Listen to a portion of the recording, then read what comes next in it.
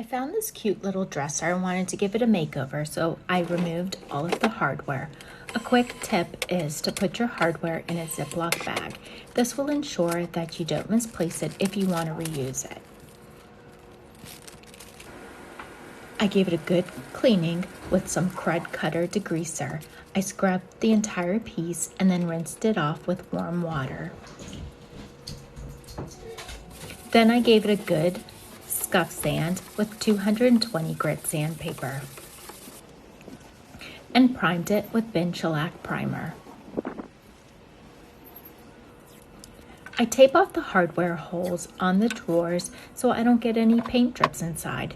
And here it is, all primed and ready for paint. I go over it with 400 grit sandpaper to knock off any texture and make it as smooth as possible for paint. I'm using one of my favorite paints, BEHR Cabinet Trim and Door Enamel in the color Swiss Coffee. I like to paint with a brush, but I make sure to end each stroke with a long, even stroke to prevent any texture and make it as smooth as possible. I do all of the detail work using a small paintbrush. This just helps me get into those small, tight spaces. I didn't like the look of the silver hardware, so I decided to spray paint them. A quick tip is to punch the screws through a cardboard box. This just helps them stand upright when you're spraying. And I'm spraying them with gold spray paint from Rustoleum.